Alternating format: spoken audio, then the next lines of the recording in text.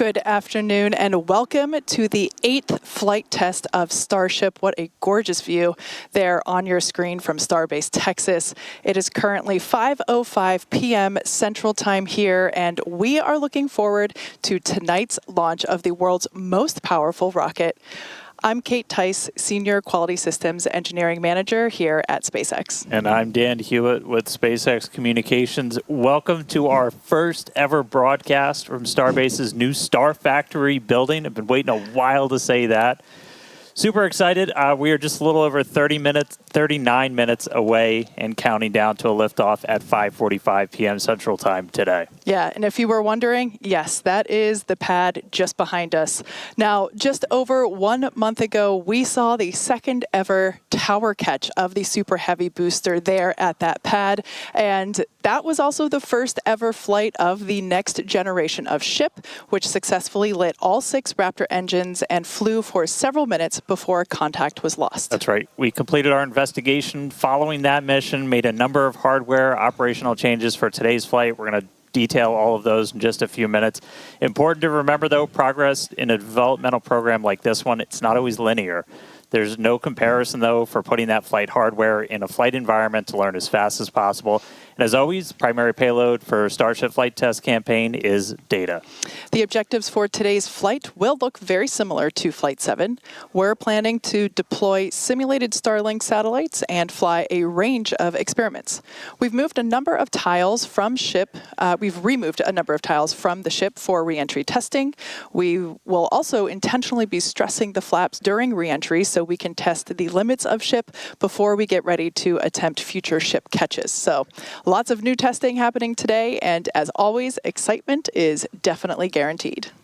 And just checking on things at the pad real quick as we're under 38 minutes away. We are tracking to 5:45 p.m. Central Time liftoff. We've got a window all the way to 6:30 p.m.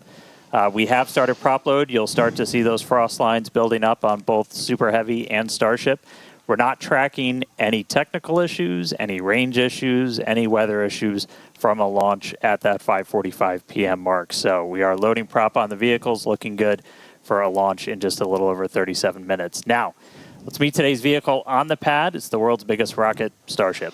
Yeah, you see it there on your screen, but to get an even better sense of how big Starship is, let's start with the average size human, which is about 2 meters high, or a little over 6 feet. Towering over our human is the length of the Millennium Falcon, which comes in at 35 meters. Our Falcon 9 rocket, which is has the payload fairing attached, is double the height of the Millennium Falcon at 70 meters. And twice nearly the size of that is the fully stacked Starship, just over 123 meters tall. The ship is about 52 meters tall, and the Super Heavy booster alone stands at about 71 meters. So it's pretty big. And we do have plans to make the ship and booster even taller in the future, if you can imagine. And Starship itself features 2 major parts. We've got ship, that's the fully reusable upper stage powered by 6 Raptor engines. And then we have the Super Heavy booster that's fully reusable first stage with 33 of those Raptor engines powering it. Super Heavy, the most powerful rocket ever flown. It's designed to launch, return, refuel, launch again with 0 refurb. And to make all of that happen, we also have Stage 0. That's everything else you see around it that enables Starship to fly. The tower, the orbital launch mount, quick disconnects, prop farm, everything. Stage 0 is also just as critical to achieving that rapid reuse as Starship itself. Back on the rocket, the ship features 6 Raptors, 3 of them for sea-level engines and 3 for vacuum engines. Raptor Vacuum, or RVAC, is a similar design to the Raptor engine, but features a larger exhaust section and a larger expansion nozzle to maximize the engine's efficiency in space. It's also designed for vertical takeoff and landing on any hard surface, useful for when you're taking off from a place like Mars that's still waiting for its first launch tower. And that ship is outfitted with 4 flaps that are used to control the vehicle's attitude during subsonic flight and to enable a precision landing. The 2 upper ones are right here. And then to achieve full reusability, the ship has to survive entry not just once, but multiple times every single time we send it up and bring it back. It does that with its heat shield, which we iterate on every single flight as we're just building towards a heat shield that requires no refurbishment. The one today, it's still composed of those thousands of hexagonal ceramic tiles, and they're designed to insulate the vehicle during that atmospheric reentry where some of those temperatures spike up as high as about 2,600 degrees Fahrenheit. That's one of the real big things we're still working on. Rapidly reusable heat shield has never existed in history, so just continuously improving on it right now is just a key focus for all of these flight tests. And then there in between the first and second stages is our hot stage. We saw that in action first starting on Flight 2. The hot staging maneuver is when the upper stage engines are ignited before the booster engines are completely cut off.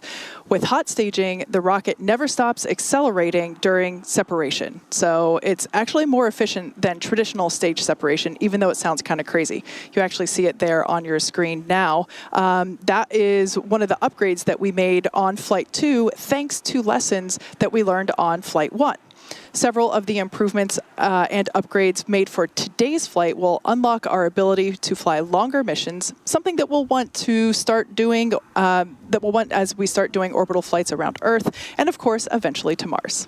And ship definitely had a lot of lessons learned on Flight 7, but Super Heavy Booster put on one hell of a show for our second ever return to launch site and catch.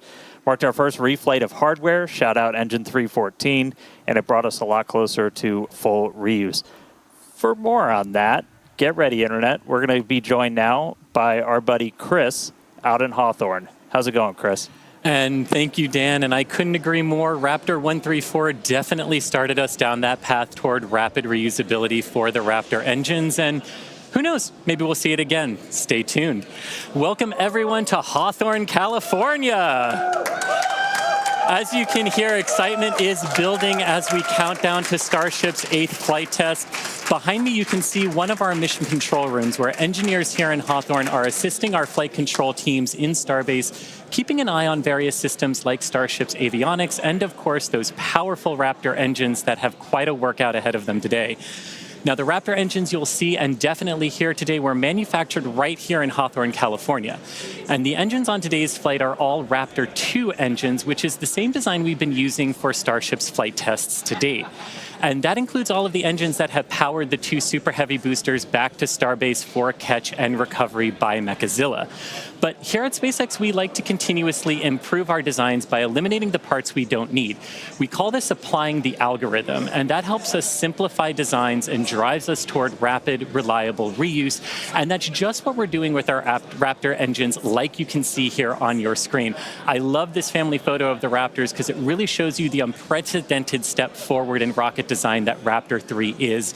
And you can really tell that we applied the algorithm here, questioning the requirements for the engine, finding the parts we didn't need, and then optimizing for manufacturability and reuse. Now, one of the cool things about Raptor 3 is that it eliminates the large and heavy engine heat shields, which means that when we move from the Raptor 2 to the Raptor 3 engines on Starship, each Raptor 3 engine is going to save us about 1.1 metric tons of mass, and that's a lot of mass when you multiply that by 39 or more engines. So Raptor 3 will help us increase Starship's efficiency and as well as the amount of mass that Starship is able to deliver to space. And I gotta say personally, it's really exciting to be looking at the engine that will make life multiplanetary, beginning with Mars. But before we get to Mars, we still have a lot of important and critical development work to do. And it's flight tests like today's that help us do just that. So as we get ready for Flight 8, let's take a look back at last month's Flight 7.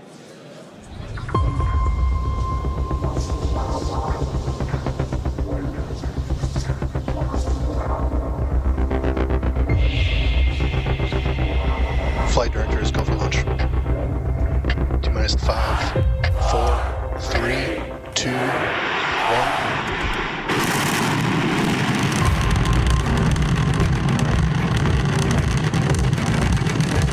We have one.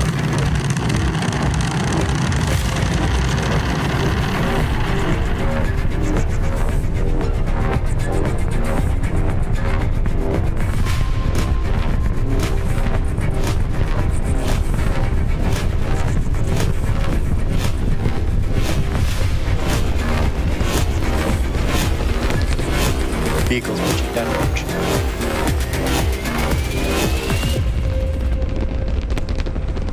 Max Q. Booster engine cutoff. Stage separation. Goose pad burn startup.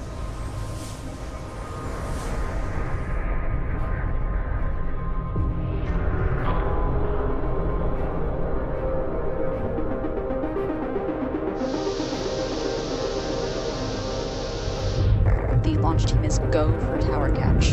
We are go for booster return.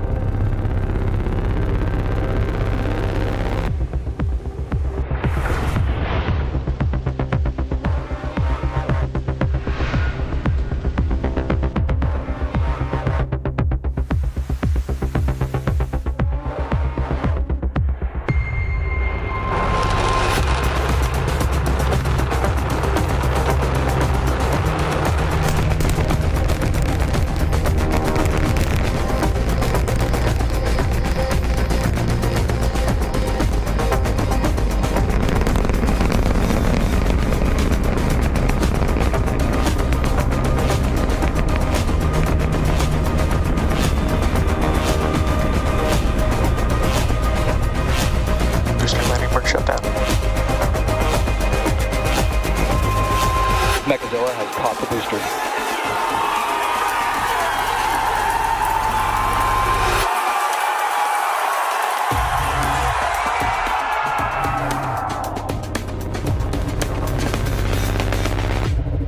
It looks like we have lost a ship. Oh man, seeing that recap, my hands got sweaty again in excitement watching that and in anticipation knowing that we're going to hopefully get to experience booster catch again. I know seeing my first booster catch, I'll never forget. There's nothing like it. Yeah. Nothing on the planet. Now, using the data from Flight 7, we've made some key improvements under the hood for today. Flight 7 taught us a couple of important things that changed some of our pre-flight testing to help us investigate more. First, we saw a harmonic response several times stronger in flight than we saw in testing. And harmonic response, in this case, it's essentially vibrations that we're seeing go through the structure. Rocket engines, as you can imagine, create an incredible amount of noise and vibration, which then passes through every component of that rocket. And on Flight 7, we saw those vibrations happening at a very specific frequency, and they were placing some extra stress on that hardware in Starship's propulsion system. This is most likely what led to propellant leaks that we saw that eventually cascaded into fires and ultimately ended with loss of contact with the ship.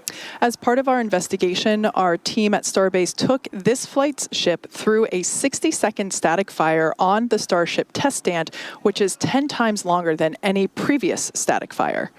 During this test, we cycled through multiple throttle levels. In fact, you can see that on your screen now.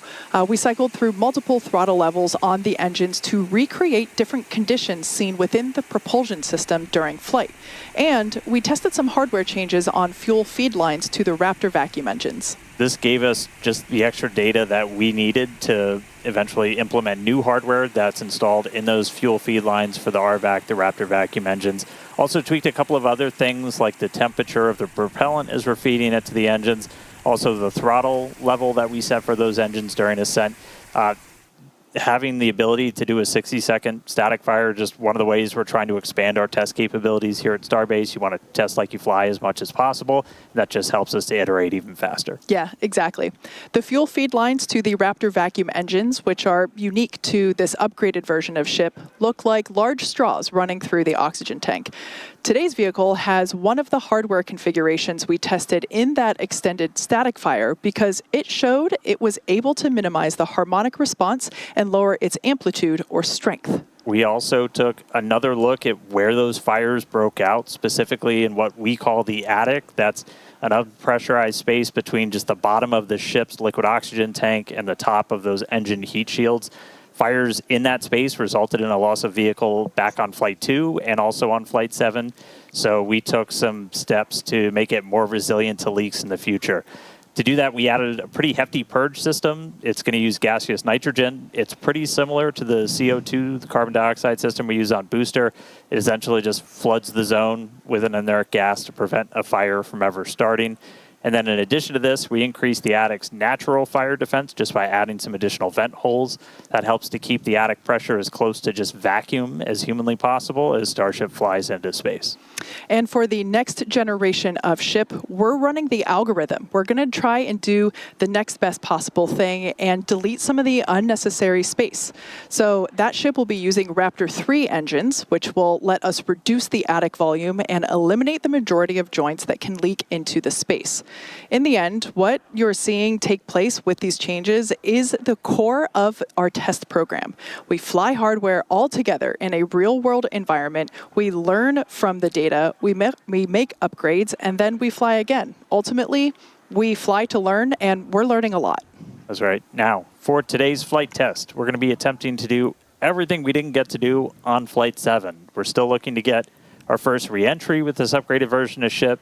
Also intentionally trying to stress it to gather real-world data on just where the vehicle's boundaries are. So don't be surprised if it's not a smooth flight down to a landing for ship today.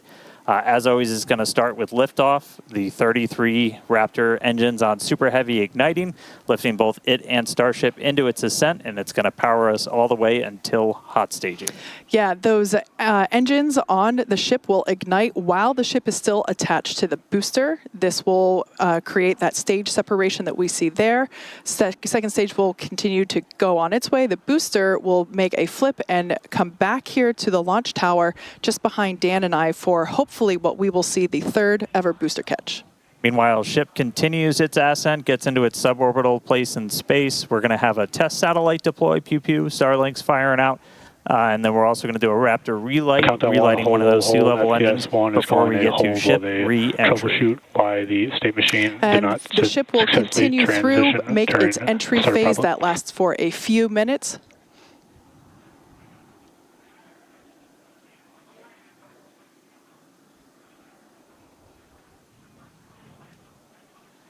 And if some comms did just go out, we heard that an operator hold got in, so they are troubleshooting one issue. As we continue to move through prop load, we'll get some more details on what caused the hold, and if we start to reset to a new T0. We are still loading prop on the vehicle, so essentially putting that hold in means that if we get through everything and we hit that T-minus 40-second mark, we'll hold there and wait to clear the issue if we haven't cleared it at some point in the next 20 minutes. Yeah, for those that are unfamiliar, that T-minus 40-second period is an opportunity to troubleshoot, unlike our Falcon timeline. So we do have a little bit of leeway. Yeah. Continuing on with today's plan, that ship will be making a soft splashdown in the Indian Ocean, as we have seen before. We are launching at 5:45 p.m. Today. This evening launch will allow us to have daytime views of the ship as it makes its splashdown. So, yeah, good news. It's a lot on ship's plate, but we're still hyper-focused on finding all of those real-world limits of Starship. We want to be able to prepare to return ship to launch site and catch it. A lot of these recent upgrades are just made to enable that to actually happen. Flight 7 premiered a huge block of upgrades to the upper stage to add more capability to Starship. And with Flight 8 today, we're hoping to get through a full flight. Starting us off, the forward flaps got a redesign. They shrunk in size and shifted toward the top of the vehicle and away from the heat shield. And that will significantly reduce their exposure to re-entry heating. Also, by making Starship 2 meters taller, we added about 25% more propellant volume, along with propulsion upgrades such as vacuum jacketing of the feed lines, new fuel feed line system for Raptor vacuum engines, and an improved propulsion avionics module. Yeah, ship got a little bit taller. That extra prop's going to allow us to fly those longer missions. We're not planning on stretching it a whole lot more beyond this in future ones, but then, you know, once we're flying the next version a lot, it'll be going. Just like the previous flight, a lot of tiles have been purposely removed. Again, we're trying to stress test all of the vulnerable areas, call this the missing tile test. Those tiles are removed in strategic locations all across the vehicle, including critical areas like those tanks and over the flap seals as we use this flight to just really push those boundaries. In addition to that, we have some metallic tiles, again, that are being tested, including one on the right of this animation that has some active cooling built in. The vehicle's avionics also underwent a complete redesign with things like 4 upgraded Starlink terminals, combining Starlink, global navigation, and RF communications. You can see that location there on your screen. And on the sides of the vehicle, non-structural versions of the ship's catch fittings are installed to test the thermal performance, along with a smoothed and tapered edge on one section of the tile line to address hotspots that we observed during Flight 6. And once more, we're back at testing some radar sensors on those tower catch arms. We did that last flight. We're doing it again as we look for some additional ways to measure the distance between the arms and the vehicle. Catching the ship's going to be pretty different from catching the booster. It does that flip right before, so your antennas are going to rapidly reorient. And so just having any extra sensors on the ground side, you're adding extra layers of control while the ship and tower talk to each other for a catch. In another first, Starship will deploy 4 Starlink simulators. They are similar in size to our next generation Starlink satellites. With unparalleled payload capacity and full reusability, Starship will be able to deploy our more advanced V3 Starlink satellites, which will revolutionize global connectivity with Starlink all over again.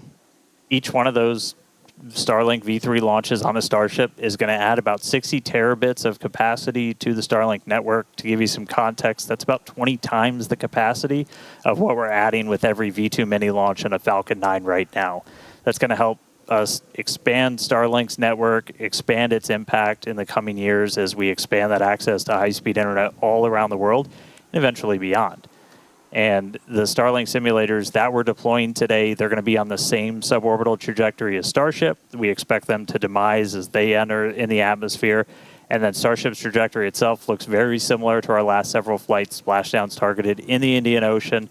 And on top of all of that, we're also going to relight a single Raptor engine again while in space. We're just trying to get data on in-space Raptor burns. You're going to need those for deorbit burns when we're doing orbital missions, and eventually when we're doing missions way beyond Earth and we're on our way to Mars. Yeah, so just like you said earlier, Dan, there's a lot on Starship's plate for today.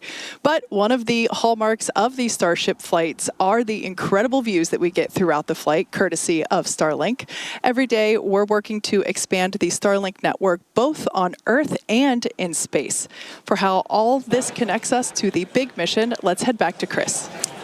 Thanks, Kate. And as fans of Starship may know that Starlink enables us to bring you a lot of those unprecedented views, both from space and on Earth. Personally, I love all those epic views of the plasma wrapping around Starship during re-entry. So thank you to our Starlink teams who enable all of those amazing views and the information we get. Now, in addition to the dozens of cameras on Starship itself, as you see on your screen here, we also have mobile Starlink camera kits deployed in the middle of the Indian Ocean, as you're seeing from a previous flight. Starlink also allows us to connect our aerial cinematography units on the ground at Starbase and at other strategic camera spots around Texas and the world. And that's all part of how it comes together to help us tell the incredible story of Starship both on and off the planet. So thanks to Starlink, Starship is now capable of streaming more than 120 megabits per second of real-time high-definition video and telemetry through every phase of flight. This not only provides those incredible views of re-entry for all of us, but also the invaluable engineering data to help our engineers rapidly iterate across all systems of Starship. And all of that streaming data today will be put to good use with the more than 30 cameras that are on the vehicle for today's flight.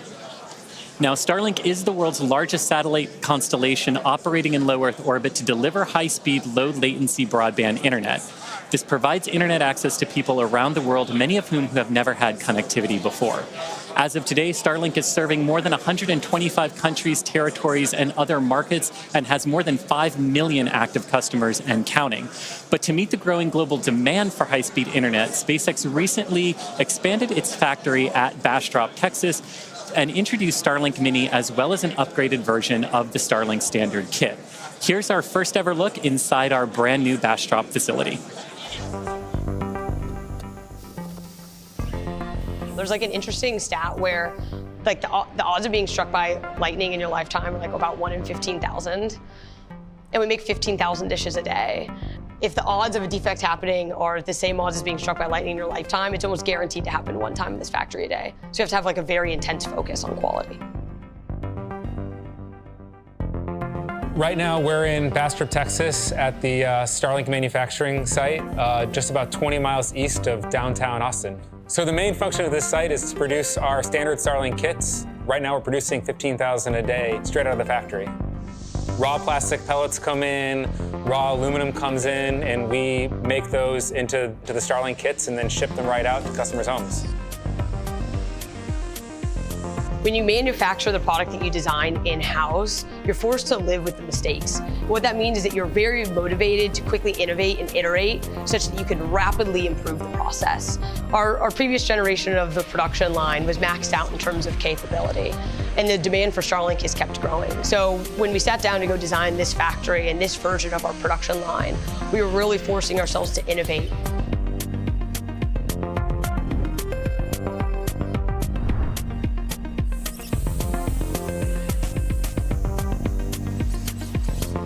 The future of this factory is growth. We're in the middle right now of constructing an expansion to our current factory. We're going to add over 1 million square feet of manufacturing space over the course of this year and allow us to continue to insource more of our manufacturing processes so we can continue to go from raw material to completed kit within the walls of this factory.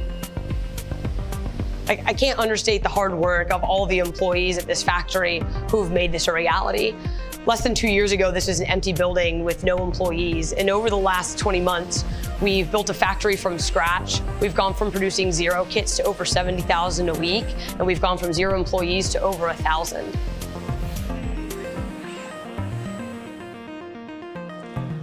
And it is incredible to see all of the tech in that facility that will help millions of people around the world the way they want to use it and the way that they need to use that technology. Definitely a lot of good things to come from our Bastrop facility. And while we're talking about the infrastructure that enables us to do all of these amazing things, you've probably seen some changes recently around Starbase. Coming online this year is the second tower at Starbase, and this tower has redesigned chopsticks and is built to accommodate the next generation of Starship and Super Heavy. It will have a redesigned launch mount and flame diverter system built to be rapidly reusable and hardy enough to withstand hundreds of launches at a time. Now, over at the production site down the road, we're also building a new integration and refurbishment facility called Gigabay. And Gigabay, as the name implies, will allow us to process more Starships at the same time over our current Megabays. But Gigabay isn't just for Texas. If that weren't exciting enough, we're also further expanding Starship operations into Florida, bringing production and launch capabilities to the Space Coast. As Starship flight testing, development, and launch cadence continues to pick up pace at Starbase in Texas, over in Florida, we're building a Gigabay as well. Gigabay will stand 380 feet tall and will provide about 46.5 million cubic feet of interior processing space and about 815,000 square feet of workspace. Now, as environmental impact statements continue for potential Starship launches and flights from both Launch Complex 39A at Kennedy Space Center and Launch Complex 37 at Cape Canaveral Space Force Station, we plan to complete the Starship launch pad at Pad 39A this year. And pending the completion of environmental reviews, SpaceX intends to conduct the first Starship launch from Florida from Launch Pad 39A later this year. Now, we're also interested in enabling Starship launches from Slick 37. And as part of this process, SpaceX has been given a limited right of entry for Pad 37 to conduct further due diligence at the site in order to move forward with the environmental impact study that's being led by the Department of the Air Force. Ultimately, we will have production, integration, refurbishment, and launch facilities in both Florida and Texas, driving the needed flight rate for Starship to help make humanity a multiplanetary civilization. And Kate, I could talk about this stuff for literally hours on end, but we've got a Starship to launch today. So how are things looking 11 minutes before launch here? Yeah, it's pretty cool that we're getting close to go time. Quick update on range and weather. For the range, the area around the pad has been well cleared. This includes the land, air, and sea space. So all is clear on the range front. That also applies to over in the Indian Ocean. The sea and airspace has been cleared as well for ships re-entry. Once again, we are making a soft splashdown in the Indian Ocean. So just the buoy cams are out there, and we'll get some great videos once again. Weather, we have a 35% chance of violating the weather the weather constraints for launch today. So it's not perfect, but it's not bad. Visibility also not so awesome. We can see the tower here. We're 2 miles away from the launch pad, but visibility around the greater area might be a little challenging. Yeah. In terms of the vehicle itself, so right now you can see we're almost done loading prop on ship, almost done on booster. If you tuned in and heard earlier, we did hear talk about a flight controller hold going in. So just a reminder, all that means is we wouldn't be able to pass that T-minus 40-second mark. They're literally talking about it right now on the loops that they think they've got the problem figured out. It was an issue on the booster where we think we will be clear by about the T-minus 2-minute mark, and we will be able to move right through that T-minus 40, hopefully. So prop load continuing. We're not holding or anything yet. And we're expecting that issue to clear before we get to that T-minus 40 mark. This morning, though, we did all of the usual checkouts, aligned the navigation systems, did all of our booster and ship tank purges, got them ready for prop load, chilled down the pad, which you can see all the cryo right now. Chilling. Things are pretty chilly out there. Prop load's been going. We just did a flap check out. We also do a wiggle check out on the chopstick arms as well. We are going to continue loading prop for about another 6 minutes. We're going to close ship at about 3 minutes, 20 seconds before launch. Booster just about 30 seconds later. So we've had at least one issue that we're still working in the background, expecting that to clear before we hit that kind of that hold gate at T-minus 40 seconds. And looking good. Yeah. So bottom line, things are looking good for liftoff here in just under 9 minutes. We're now at, looks like 8 minutes and 49 seconds. So everything's looking green so far. Yeah. Before we get any closer to liftoff, I need to shamelessly plug Starbase. I'm one of just a couple thousand people who work here. Soon to be the newest city in Texas at Starbase, and we're the largest employer in the area. We're always hiring, so visit spacex.com/careers, see all the openings. It's where the future is being built, and it's a future we can all be pretty excited about. So yeah, come work here. Anyway, back to our regularly scheduled program. Let's launch a rocket. All right, so we're coming up to 8 minutes until liftoff. As we mentioned before, flight controllers are already on console. They're located in our Ad Astra Launch Control Center, about 6 miles away from the pad. But they will soon be moving here with us to Star Factory. So a lot of excitement around that, certainly growing. Yeah, and again, general status check. We're continuing to progress. We're under 8 minutes away. We're tracking an issue with booster. We're expecting that to clear. Still looking good for launch. Speaking of booster, let's talk about catching one. Absolutely. The tower's 2 giant robotic arms that lift and stack Starship on a Super Heavy for final integration ahead of flight. We also use those to catch. It means we don't have any landing legs in the booster. Makes the booster lighter. Means we can throw more payload into space. Exactly. Following liftoff and after the 2 stages separate in flight, Super Heavy will return to the launch site, the same exact launch site that it lifted off from, reignite its engines to slow the vehicle down. Here we see playback from a previous booster catch. I believe that was our first booster catch. The vehicle will slow down, tower arms will come out and catch the booster. And just like the last few times, literally thousands of different vehicle pad criteria have to be met before we bring a booster back and try to catch it. We need healthy systems on Super Heavy, on the launch tower, and we need that final manual command from the mission's flight director for the day. If that command isn't sent before we finish the boost back burn, or if any of those automated health checks kick us out, the booster defaults to a trajectory, takes it to a landing burn and a soft splashdown in the Gulf. Yeah, we have said it multiple times before, but it still holds true today. We accept no compromises when it comes to ensuring the safety of the public and our team, and the return will only take place if the conditions are right, and there are many of them. So there's a chance that we may not get to catch the booster today. Yeah, and one aspect of the return and the catch of that booster is the audible sonic boom in the area around the return location that happens as the booster's slowing down from supersonic speeds. It's similar to sonic booms that were heard during the return and landing of NASA's space shuttle for anyone that was in Florida for those. Sonic booms like these are unique to vehicles returning from space and are one of the hallmarks of reusable systems like our Falcon 9 and Falcon Heavy vehicles. The general impact to those in the surrounding area of a sonic boom is basically a brief thunder-like noise. And I've heard sonic booms before, but I got to experience my first in-person Starship sonic boom on Flight 7, and I can confirm it's pretty fun to experience.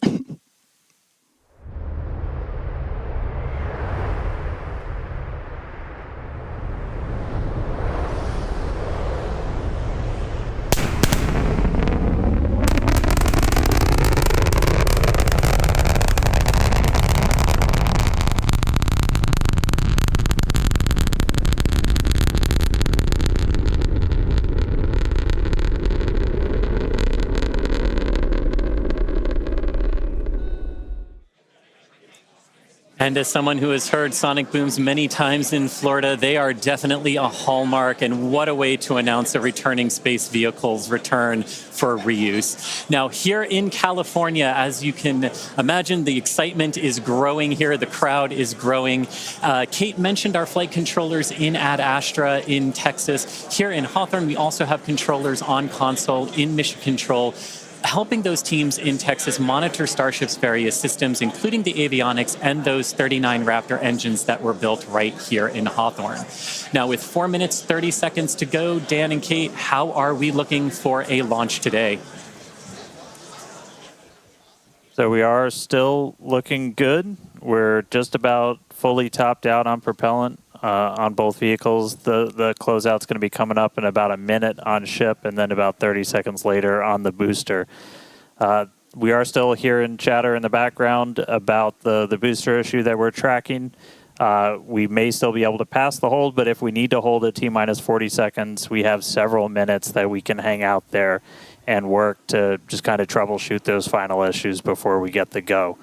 Once we're fully loaded on prop, which is coming up soon, we've got just shy of 11 million pounds of liquid oxygen, liquid methane on both of those stages. And then once we're done, we're going to see that we're going to hear the ground lines do what's called pushback. So all of that propellant gets pushed out of those lines back to the tanks, clearing the pad for launch. Now, in the next few minutes, the guidance system will perform a final alignment. The automated flight safety system will be armed, and thrust vector control, or TVC, checkouts will be performed. As we said, if we do need to hold, it would come at that T-minus 40-second mark. That is the point in the countdown where we can pause to wait for final checkouts or pressurization, or if we need to continue to work through that issue. So once we pass through that T-minus 40-second mark, a number of things are going to happen quite quickly. The ground spin and ignition systems come up to flight pressure. The ship's going to go on to internal power. And after that, the quick disconnect, or QD, arm lockout is removed in preparation for retraction shortly after T0. And once we do pass that T-minus 40 seconds, we still have the ability to recycle the count under certain conditions back to that T-minus 40 seconds and hold there to assess what happened and if we can proceed again to T0. But that's only in certain situations. All right, so we're just about 2.5 minutes away. We do have a couple of things, like if we hit T-minus 10 seconds and you see water start flowing out of the deflector, that is a reason for us to scrub for the day, is that's once it's turned on, it doesn't turn off.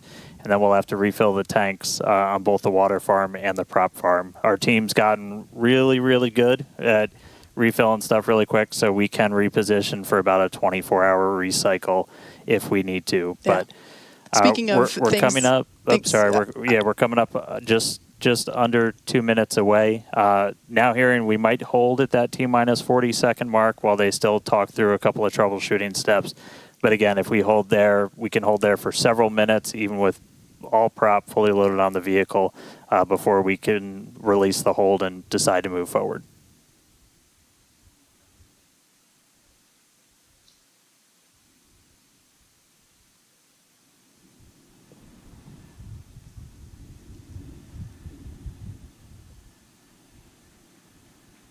All right, less than a minute and a half away. Again, keep your eye on the clock. Look for T-minus 40. We may hold there. It's not a rocket launch unless you're talking nonstop in the background until right before you lift off. Once again, if we hold at T-minus 40 seconds, we have an opportunity to hold there for several minutes. This is unique to Starship. We don't have this ability on Falcon.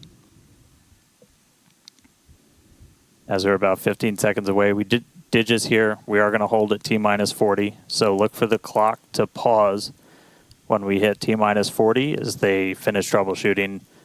And then we'll let you know as soon as we start hearing more, and if that clock's when that clock's gonna start rolling. So holding at T-minus 40. So the team's talking in the background, still troubleshooting, and we can hang out here for a couple of minutes.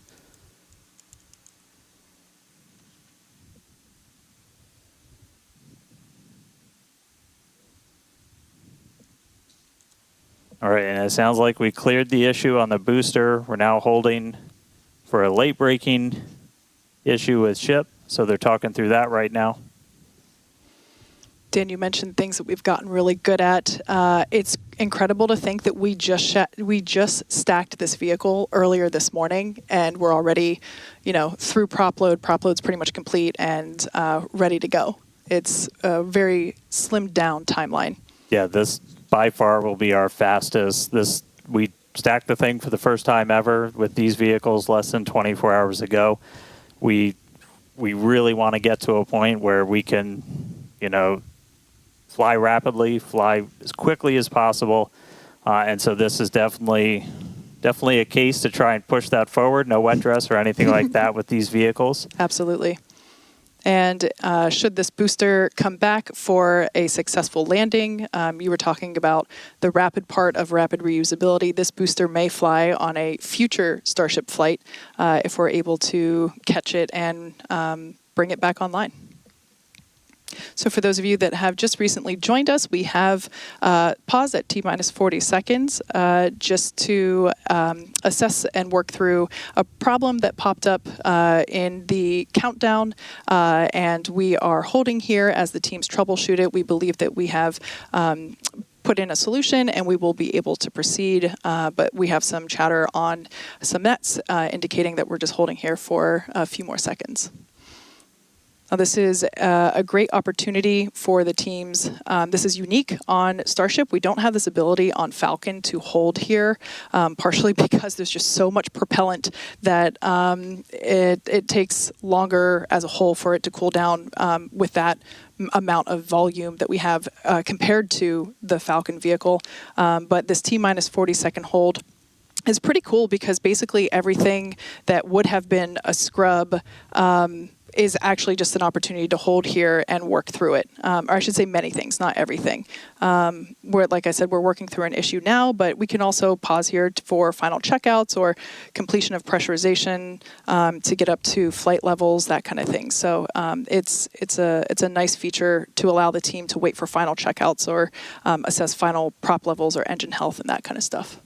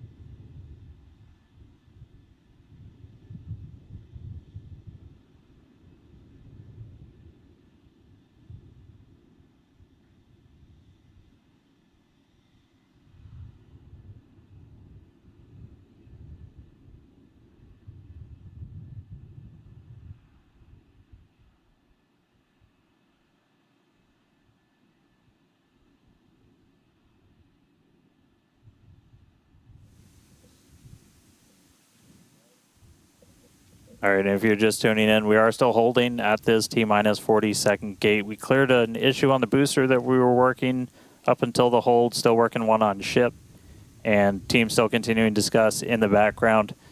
We can still hold here for several more minutes. If we're not able to resolve the issue or find a workaround, then we would have to essentially scrub and stand down for the day. If that does happen, we can go as early as tomorrow, but that clearly depends on what work we might need to do to fix any issues.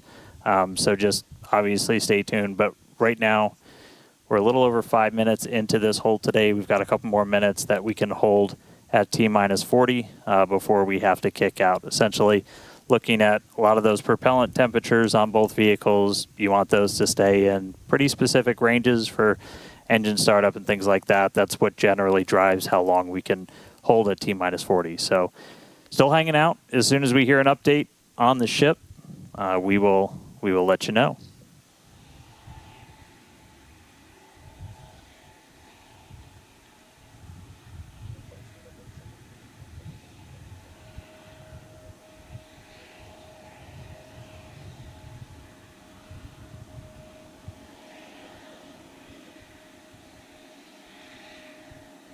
It's starting to sound like we might have a decision real soon.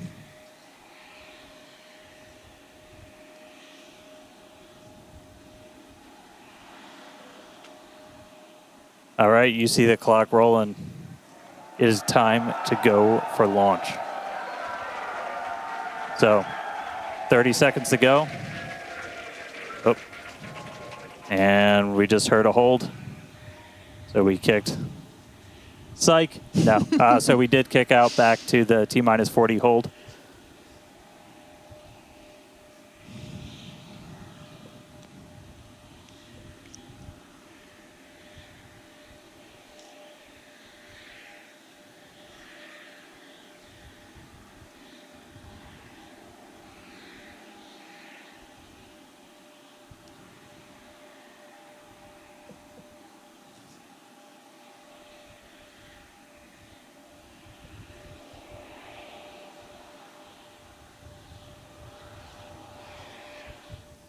All right, so as we started counting back down, we did trip a few more holds automatically from the booster itself.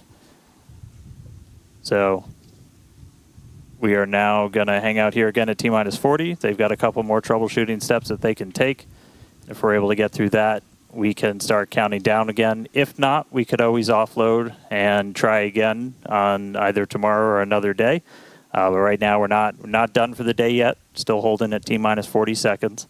And as soon as we hear some more or start seeing that clock move, you will know if we're going to go for our launch attempt today or if we just try it again another day. So keep listening in, and we'll have an update shortly.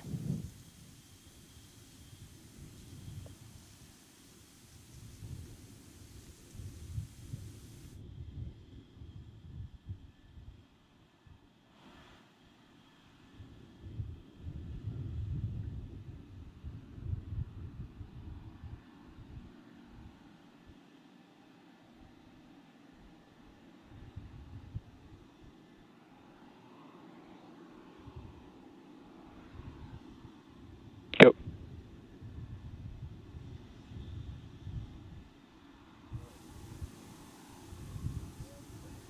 All right, and we did just hear the call. We are going to offload for today. So we had a couple of holds trip as we started counting down from T-minus 40 again. And it's not something we can change with small config tweaks. So we are going to offload our prop and then try again another day. So we're able to fully tank the vehicle. We're unable to lift off today, but just because we don't go today doesn't mean we're not going to go tomorrow or one of the days coming up. So we are going to start offloading all of that propellant on the booster and the ship. As we talked a little bit earlier, we can go as soon as 24 hours later. We won't know that for sure until we dig into everything that kicked us out of our attempt today. So obviously just keep an eye on all of our updates.